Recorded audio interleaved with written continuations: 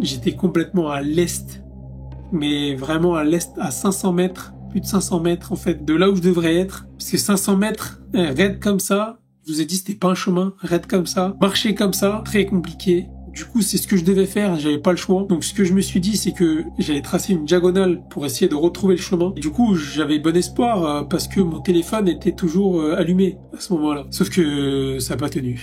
Mon téléphone n'a pas tenu, je crois 1 minute après, il s'est éteint. Je me dis, ça va être une galère. Mais j'essaie de prendre la diagonale, je me dis, allez, je vais y arriver, faut pas perdre espoir. Sauf que c'était compliqué parce que c'était pas des chemins et des fois j'étais limite en escalade. Des fois je glisse en essayant d'escalader un petit peu les rochers et à un moment j'arrivais plus à tenir en équilibre et j'ai dû glisser sur au moins 30 mètres. J'ai pu me rattraper à un arbre.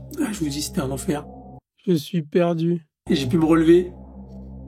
À ce moment-là, je me suis arrêté. Je pense que j'ai fait une grosse pause, j'ai réfléchi à ce que je pouvais faire. De toute façon, j'avais pas le choix, il fallait que je retrouve le chemin, mais à ce moment-là, c'était un peu compliqué dans ma tête. Encore, je me faisais des tas de films. Et là, mon téléphone, il refonctionne encore une fois. J'ai juste le temps de voir la position. Après, il s'est vite éteint. Mais quand j'ai vu la position, en fait, j'étais toujours pas très avancé. En fait, j'avais commencé à prendre la diagonale, mais l'itinéraire était encore très loin.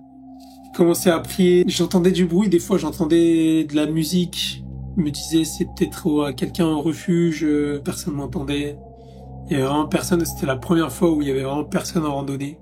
Et du coup, là, je me dis, bon, de toute façon, j'ai pas le choix, il faut que j'avance, faut pas que je perde espoir. Je continue. Je pense que j'ai dû marcher comme ça pendant moins 2 heures. Et là,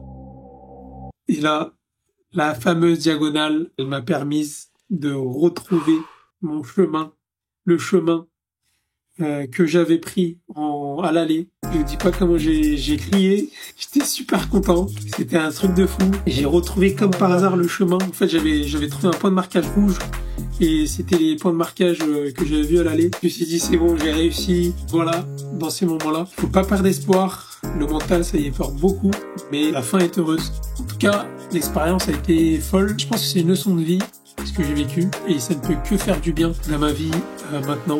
Donc voilà, tout va bien. Et c'était mon anecdote sur le Mont Olympe.